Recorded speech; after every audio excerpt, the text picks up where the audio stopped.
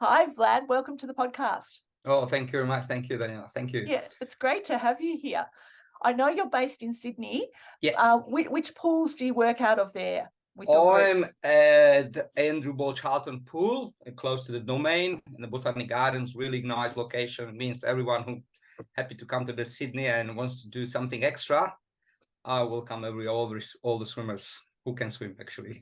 Yeah, I've only ever seen photos of it. I've never swum there myself. Is it a saltwater pool? Yeah, it's saltwater saltwater? pool. It's really nice location. You can have a nice walk around. You don't need the parking straight away in front of the pool. You can park a little bit further, and 10 minutes nice walk around all that boat and yacht and everything like that. That's a really nice location. Yeah, people Very love it. nice. Yeah, it looks beautiful from the photos. Yeah. And when you take groups out into the open water in Sydney, which beach do you normally swim out of? I used to run open water swim different locations because as you know, I've got a lot of that crazy long distance swimmers, and swimming always on the one location is sometimes boring. It means I used to do before the COVID, before we started, I started to do something different. I've been doing, I know, Manly, Coogee, Balmoral, Bondi, La Perouse, Brighton, Lassen, all that location, every Saturday, different location. But after the COVID, after everything, I just stuck on the Coogee. I love it, Coogee. Coogee is great location.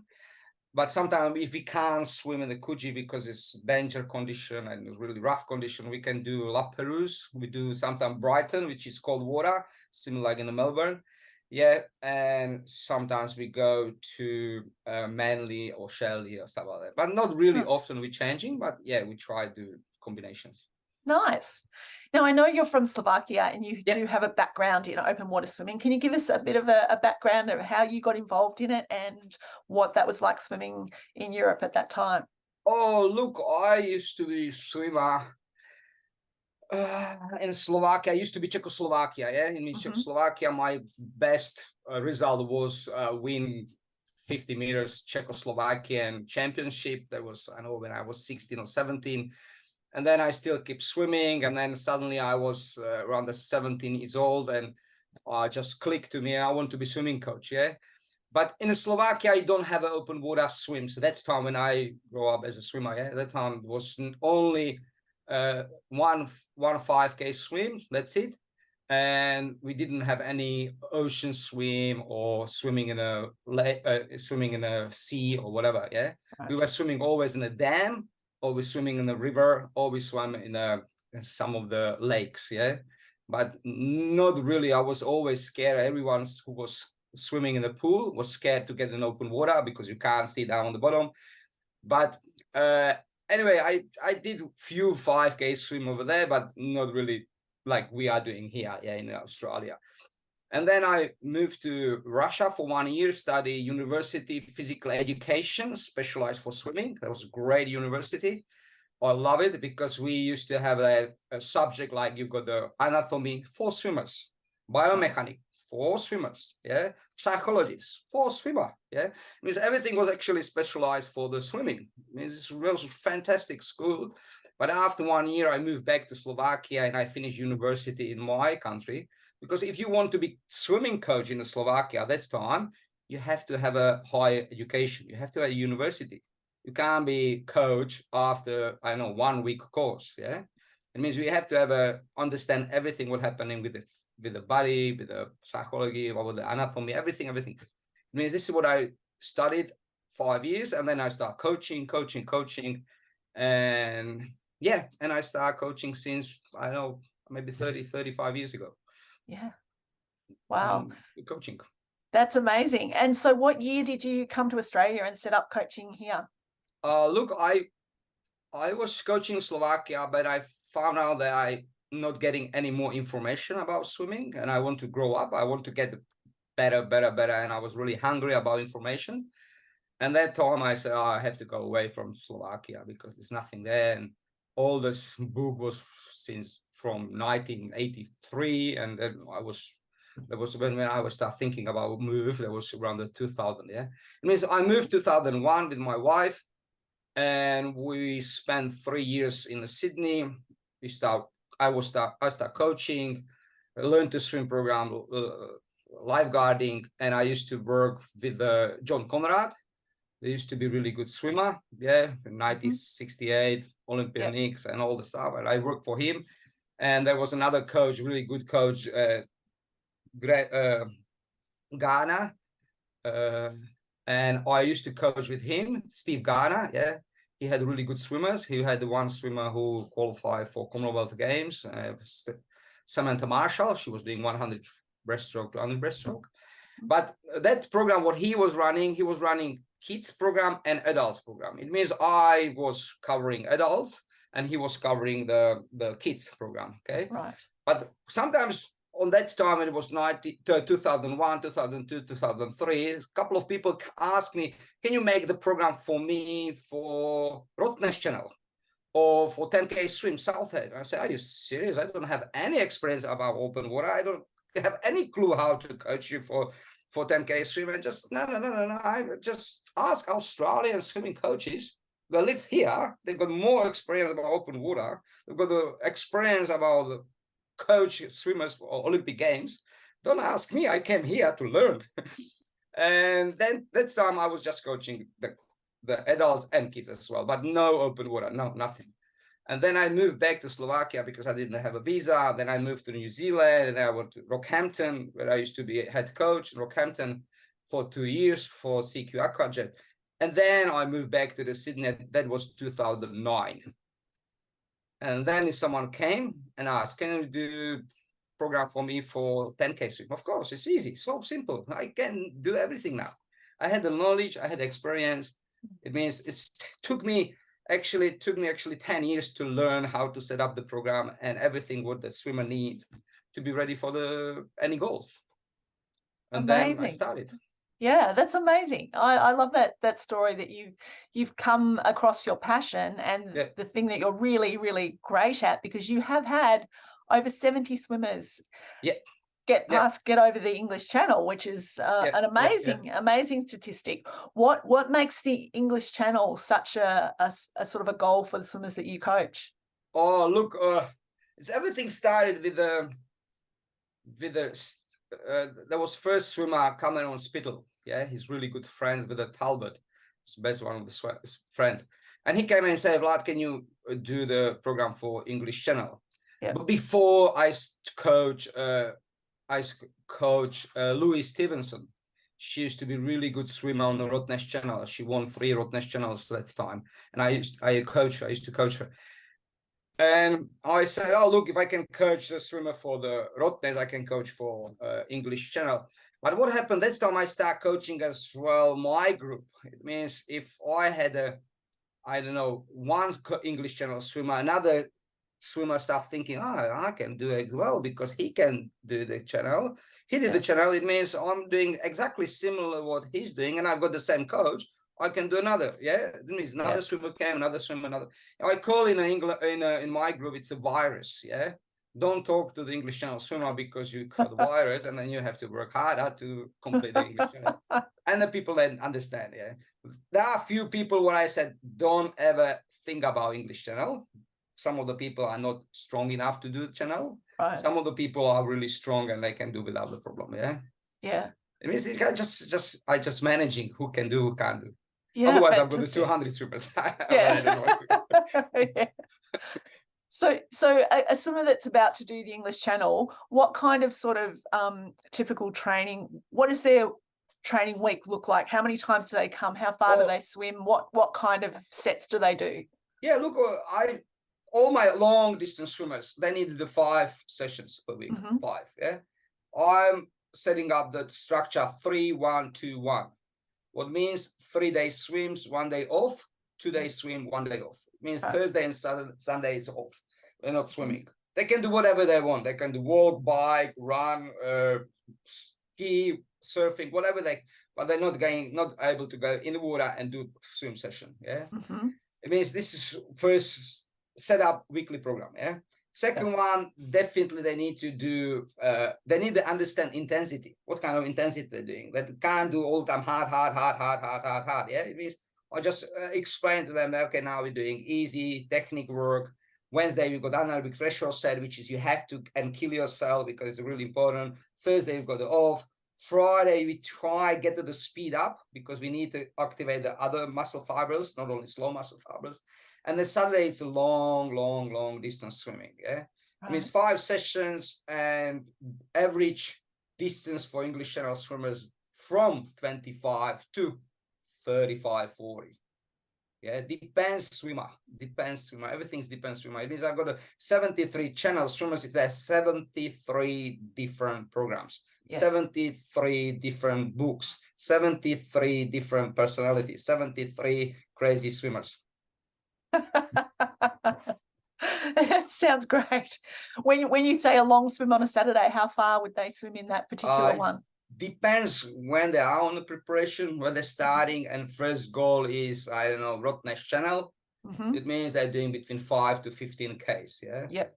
After that, when they're working on an 8 hours qualified swim, they start changing everything. They're not working on a distance, but they're working on the hours, which is they have to do 2 to 8 hours swims. And sometimes doing 2 hours, sometimes 4 hours, sometimes 10 hours, sometimes 5 hours. It means it's just about the hours. Yeah. Yep.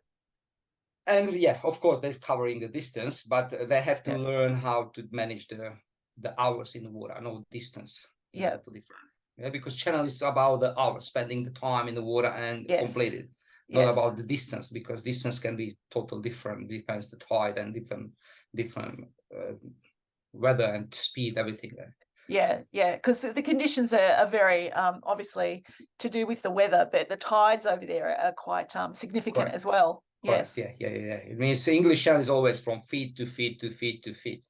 Yes. Not from the France to England, whatever they say. No. Just feed yourself till you touch the France. Yeah. And swim between. Yes.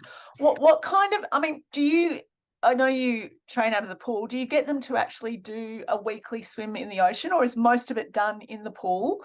Most I do in the pool. Yeah. Pool is more important than open water. Pool actually is preparation for open water. If they're doing a lot of open water swim, they're not doing pool, they will be struggling at the end of the channel. Yes. They'll be struggling at the end of the channel. It means pool is great session for setuping and learning the swimming pace and improving the swimming pace with the swim technique. Swim technique must be covered every session. It's not session on my sessions. There are no sessions without the technique. Warm up, focus on the technique. Main set, focus what has to be done.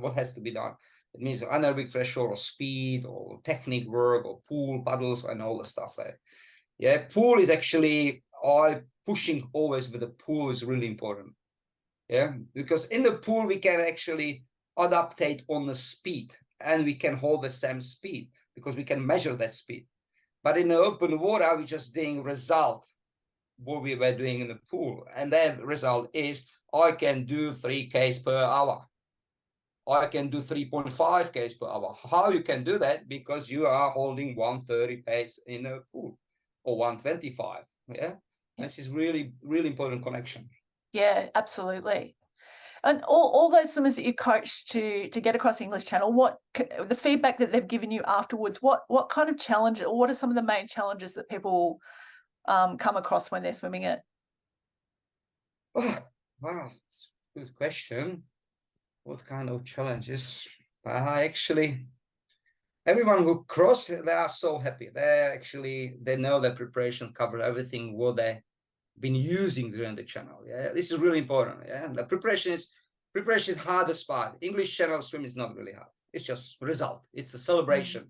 I cover everything. I cover cold water. I cover nutrition. I cover my mental style. I cover my intensity. I cover my physio recovery, my body. I just enjoy my swim. Yeah, some of the swimmers coming up that way, that direction, and I said, oh, I could swim back, but I'm not tired.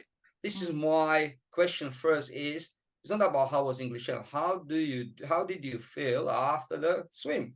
If they say I was exhausting or I was struggling, well, then we can have a look what was wrong. And usually wrong was bad feeding, for example, yeah, or different headspace, mentally just gone, yeah, too much negativity or worry or whatever, yeah.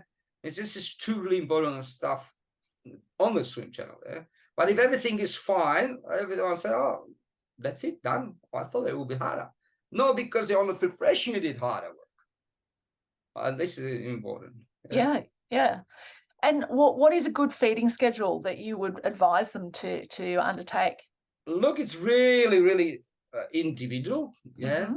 It means, you know, that we've got the two types of the swimmers. Okay. Two types of swimmers. First type of swimmer is who's swimming slow, tall. It's really got a lot of dominated with the slow muscle fibers. Yeah. These guys are saving the energy. They're not getting you energy. They're saving it. It means their feeding is 45 minutes or 1 hour. Yeah. Right. But we've got another swimmers who are short, a little bit more muscular. Yeah, they've got a high stroke rate. That you can see them. Their stroke rate is around 65 to 70 sometimes. Yeah, means they need more energy because they're hungry for energy. Means they need to be feeding every 30 minutes. Yeah, means this is type of. And then if you calculate if you're feeding 1 hour twice or you're feeding 1 hour once, you need to replace everything you burn. For example, I don't know, the liquid, carbs and all that stuff. You have to set up your feeding plan. And then the feeding plan is always individual. I can advise, okay, try to carbohydrate first 3 feeds and then try get to the protein, or go to get to the protein and then go to the caffeine and then all the stuff. But it's only generally information. But if they want to do specific information, nutritionist, best way to go. Yeah, okay. But they need to find nutritionist who's not specialized for losing the weight. Like everyone wants to lose the weight because they are a little bit stuck on a lot of sugar. But yeah, we need actually nutritionists who is specialized and understand for long period of time performance and what's the energy going through and stuff like that. Yeah. So I've got a few guys and I'm just advising them if they want to have a specific. If they don't want to, they've got 1 year to practicing what actually the body can absorb, what they can use. And I've got a lot of swimmers, English channel swimmers. It's his best environment for the new English channel swimmers because they can ask whatever. They can ask them. They don't need the Googling. They don't need to do any research. They're coming and say, hey, Dean, please, can you tell me what your feeding is? Oh, okay, I can try this one. Oh, this doesn't work. Okay. Hey, Steve, can you tell me what is your feeding is? It means they can do combination, can see the people, how they prepare, and they're already done channel. Yeah. Really good advantage. That's great to be able to train in a squad with swimmers that have already done it and learn from their experience. Fantastic. Yeah. Is the feeding something that you practice during training as well? You must. Yes, you must do that. You must. Yeah. You used to swim. It means you understand the body must adaptate on everything. Yeah, and we can adaptate on a cold water. We can adaptate on a high intensity. We can adaptate on the endurance. We can adaptate on the nutrition where you can get. We giving the body something what the body start using for energy as an energy. Yeah. And if they're on a year preparation in the pool only on the water and then going for open water swims where they need to get the carbs and a little bit more energy, the body say, hey, what are you giving me? I never had the carbs. What you silly? Oh, I don't want to do that carbs. I will be vomiting. Yeah. How the body react. Yeah, for sure. How do you get them adapted to cold water? Like what's your program for that? They're obviously training in the saltwater pool, which is obviously gets colder during the year, but when it's heading up to the channel, what do you do with them? Like cold water adaptation is always through for example, I prefer if the swimmer coming and in a winter, Sydney, it's the best place to prepare swimmers for English channel. It's the best. Right. Yeah. Melbourne, for example, you guys, Melbourne, you can get a nice 16 or 15 degrees water what you need for English channel for maybe 1 or 2 months. And then your temperature drop down to 10, 11 or 9. Yeah. Yes. Brisbane, they don't have anything like that. They are lucky they've got a one lake and they are on 16, maybe 17 degrees. Yeah. But not 15. Yeah. It means Sydney, we've got the location, Brighton or Balmoral, we can get the water temperature to 13 degrees, 15 degrees, but for the 3 months. Yeah, we can get a rough condition, a nice swim in a Coogee or Bondi, but temperature will be 17, 16, 18. Means all the English channel swimmers can practice whatever they want. Yes. And that temperature was at the channel. Yeah. Means this is a great location. It means if swimmer coming and can go through the 2 winter season, that'll be fantastic. First winter season, if they start swimming with the wetsuit first half hour, and then the next half hour go without the wetsuit, they step by step adapt it. Yeah. Yeah. It means if they start from from let's say June, July will be a little bit cooler, but they can go without the wetsuit. 30 minutes, excellent. 1 hour, oh, fantastic. 2 hours. It means the first winter season is just getting to the swim, cold water, and adapt on the cold water as far as we can do at 2 hours or 3 hours or 4 hours. Yeah. And then what happened after 8 months, because we have to go through the winter or through the summer, then there's coming another winter, but body, what we got? We got body adaptation, we got body muscle memory. Body remember everything. Yeah. Because they won't start with the 30 minutes. They already start with the 3 hours where they finished 8 months ago. Yes. And they just getting built up to 4 hours, 5 hours, 6 hours, 8 hours. Okay. Body is fantastic. It's just if someone understands the body, how the body works, you can achieve whatever you want. Yeah. You have to be for the coach, everyone who coaching, they need to understand what the body go through during the session. If you understand as a coach, you understand what's going on, then you can prepare anyone for any swims, whatever, world record. Yeah, we can adapt that. Yeah, it's possible. Fantastic. And you've had quite a few swimmers also complete the Triple Crown, which is Catalina, English Channel and Manhattan. Do you prepare them any differently, or do you advise them any differently with those swims? Because they're quite different swims. One's obviously around Manhattan is a lot less with waves to start with. Yeah. How do you speak to them about those differences?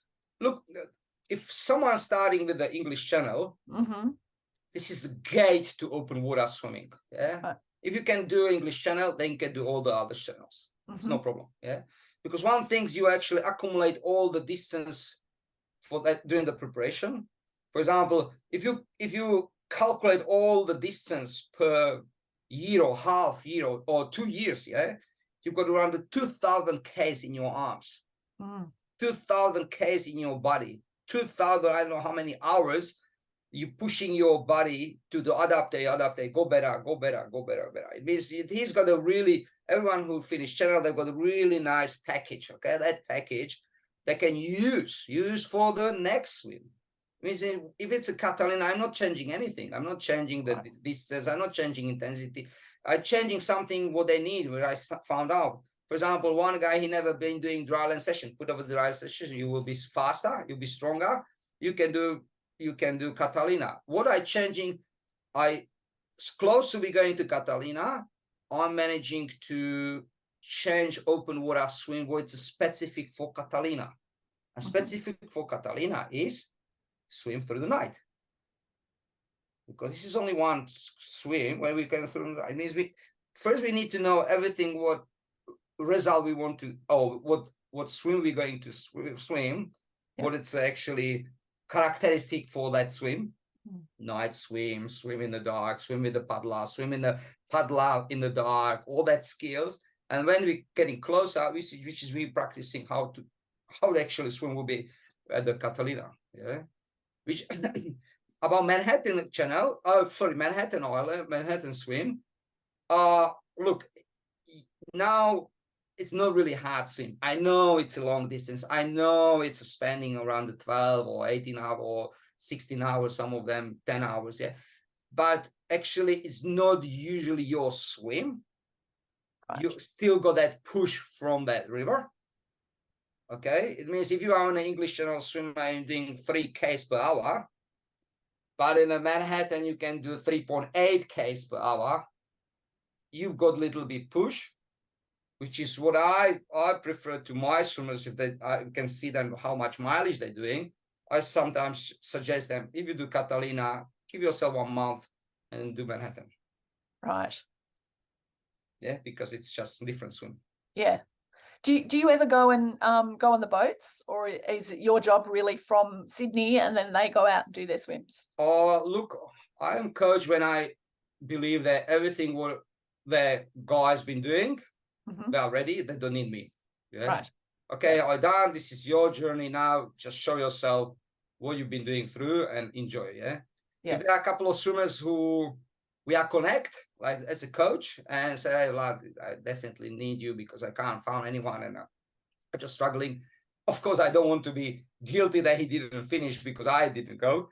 Or sometimes I go, yeah, but not really often. Yeah, but I more prefer that swimmers are ready and doing the swim by them for themselves, not for me, not for everyone. And I think that's this should be. Yeah. And I know you just mentioned dry land. How much do you get them to do each week, dry land? I prefer 2 sessions, 2 sessions minimum. 3 sessions will be great, but 2 sessions depends the time. You need to understand preparation for English channel for some of them are third job. This is what I want to explain as well. Yeah, you've got the family, you've got the normal job, and you've got the job to be ready for the English channel, which is spending a lot of hours. Everywhere you need energy. You need energy for family, for work, for swimming. It means if they're doing 2 sessions, I'm happy they are doing 2 sessions. If they can't, I won't push them because swimming is more important. Yeah. But still has to be balanced. Yeah. I know, and I'm pushing everyone, swimmers, hey guys, be good at the beginning of the preparation, be good husband and be good at the work. Why? Because the last 1 month, you have to start cheating because you won't have energy to those 2 covered because you'll be swimming more. So yeah, that makes sense. Yeah, that makes sense. And you've had 2 or 3 swimmers cross the Suzuka Strait in Japan, and obviously I don't know whether you're on top of all the controversy with that this year, but Andy Donaldson, who I had on the podcast last week, he's been the only swimmer that's crossed it this year, but you've had some swimmers in the past that have done it. How have they been able to do it? Because it sounds like it's a pretty risky crossing with those sort of tides coming together and also the support system that's over there. So how have you found your swimmers? Yeah, look, the swimmers who used to cross the channel, they were using the captain who Donaldson was using. It means it's cross all guys. Yeah. He was experienced skipper. He know what's going on. He knew everything. And and for this, I think that was as well helpful for Donaldson to Andrew for finishing completely. Yeah, because it's a really big advantage. Yeah. This year it's a new skippers. This year no one cross with the new skippers. It means change everything. Yeah. The other thing is they change the rules as well. Yeah. It means they said you've got only 2 days window, and when you come into the Japan, they said okay, but 2 days window, and you can swim only through the day.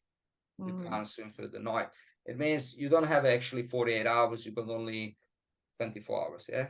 Yes. And whether it can be 12 hours every day, it's great. Yeah, especially. I mean, there's a lot of politics. It's just, I think it's everything just confusing, but really shame because I think that was one of the really good channels. And I've heard, and I know that some of the channel swimmers came twice over there to complete. I had one, Dean Summers. Actually, with him will be, I suggest you to having the conversation and broadcast because he went through all the channels and the Tsugaru channel, he went over there 4 times. Right. Yeah. And we came a couple of times back because the weather was horrible. Last time we did this July and he was swimming 8 hours and we pulled him out because the current was 6 k's per hour. It's not possible to go through. They actually pull him out because if he passed the 1 point, the current changed to the 10 k's per hour. Means we could lose him. Yeah, it's just I don't know. It's really politics around there, and I think they should be set up in much more professional, and the people that should ask other channels how to run. And I spoke with the WAUSA, World Open Water Swimming Association. And I suggest to just set up the rules for all the channels or for all the channels and take as English channel swim as a main guideline. because got the history, got the most experienced pilots, because these guys running summer, I don't know how many, 200, 100 swimmers, or maybe 200 swimmers every season for last 50 years. It means they knows guys how to run English channel swim. But it's not, I don't know if Wausa wants to do something or not, but like Tugaro, it's tricky. I think they're pulling out from the 7 channels now. It'll be interesting if there's another seventh channel comes up or not. We'll see. Where could that be? I don't have a clue. I don't have a clue. There's a lot of, maybe we can set up something in Australia. You've got the 2 in America, you've got the Europe, you've got Cook Strait, which is New Zealand, but something in Australia may be missing. We have to find some, I don't know, crazy channel or whatever. Maybe out to one of the Whitsundays, or the Whitsundays are probably around there. It's a bit hot in that water, I suppose. We have to be something challenging. Maybe Tasmania to Australia. This will be great. Oh, yes. How far is that? Oh, it's just, I don't know, maybe 60, 70, 80, I don't know. Wow, that's a long one. Yeah. So all these swimmers that you've had, very successful swimmers with all these different crossings, what kind of qualities do they all share to make them so successful at doing such a crossing?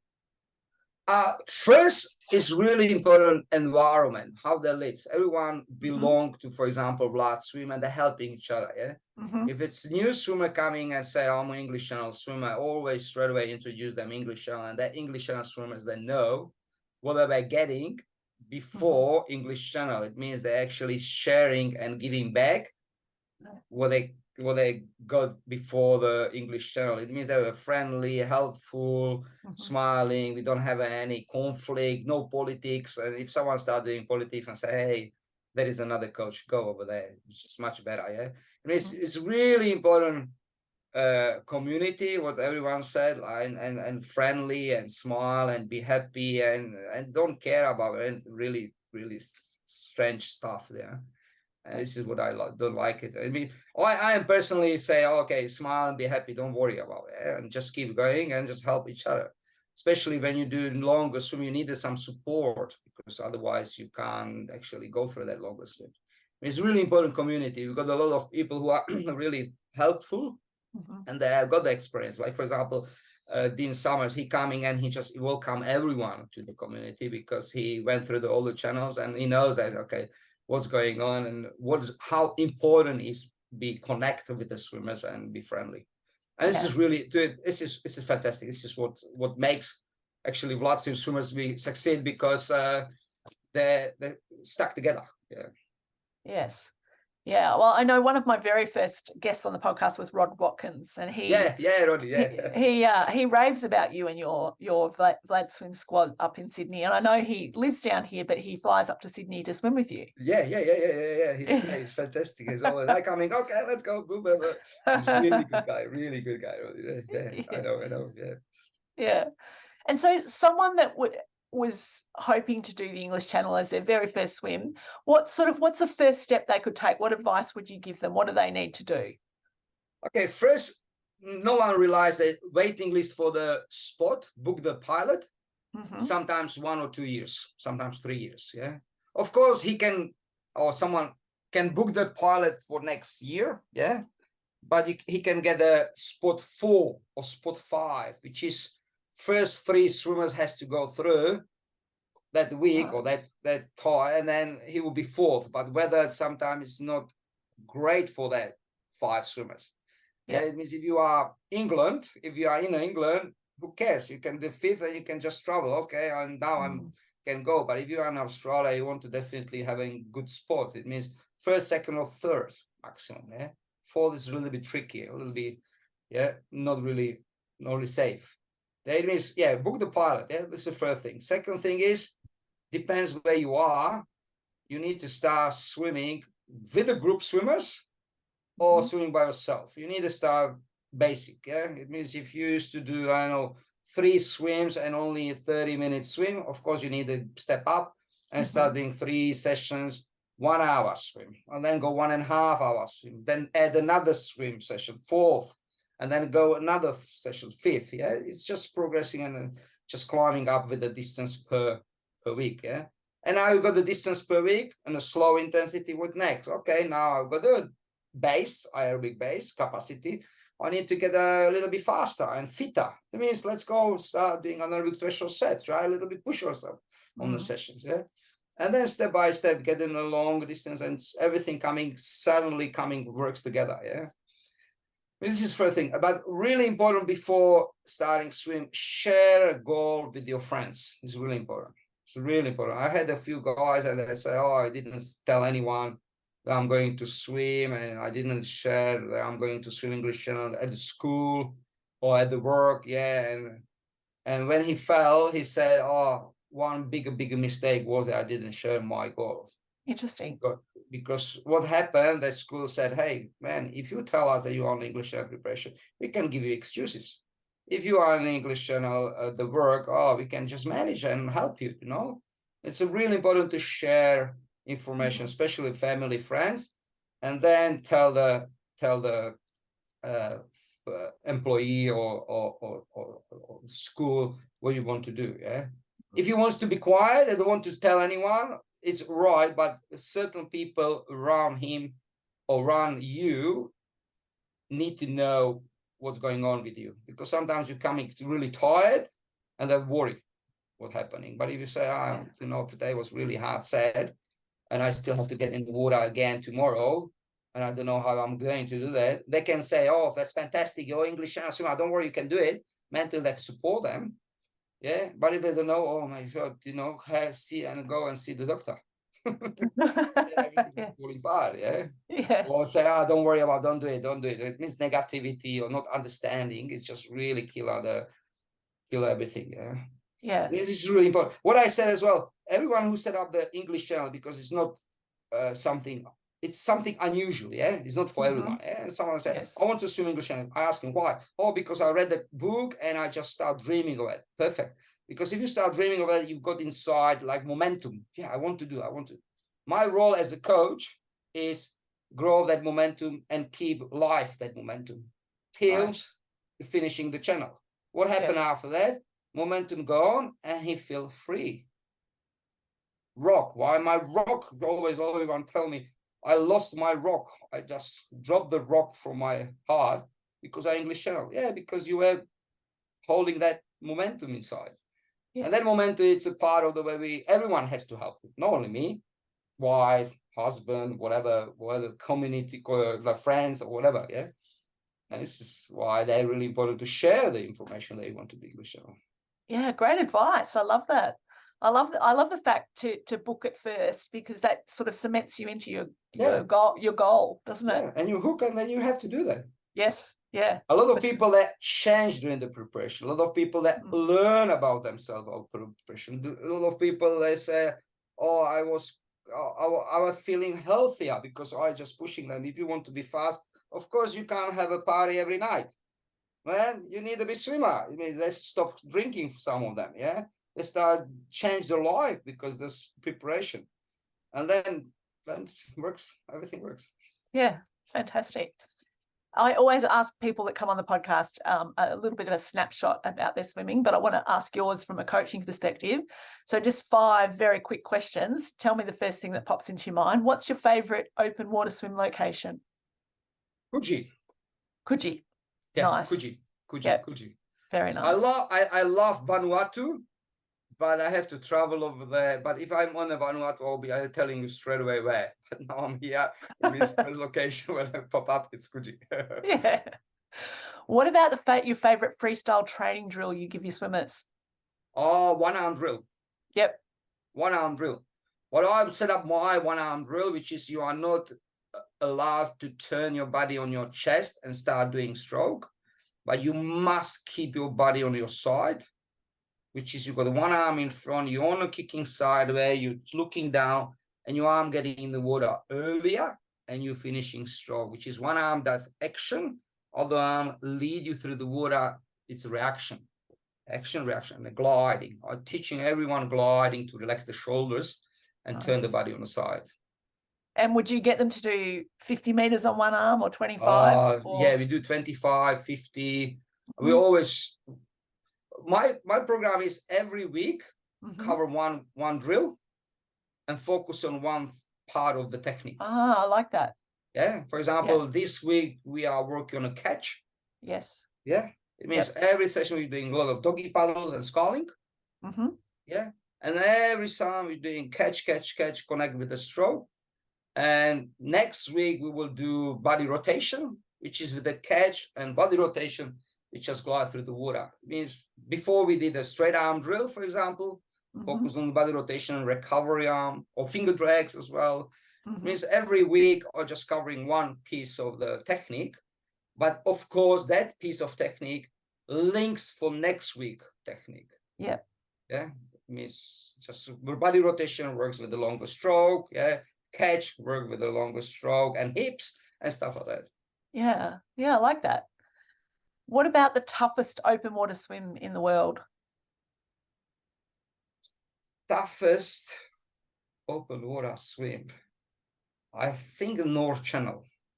Yes, okay. Why is that? Why? It's just I was over there and I saw that North Channel swim with the Dean Summers. I came back and I said, guys, if someone wants to do North Channel, think twice. Maybe you just stop thinking and then try again. Because water is cold, 10, 11, 12. Air and water, air, it's a cold. It means if the suns come up, you're actually not feeling the sun's actually there. Yeah, and the jellyfish inside, and like who did it in North Channel? It's just really, really good swimmer. Yeah. The second one, I think Molokai Channel. It's the second one. Yeah, Molokai will be second. And I don't know, something happened there because its current was so strong. I had one swimmer over there and he was spending, 10 hours and he did only 8Ks or something like that. He couldn't move. Yeah, wow.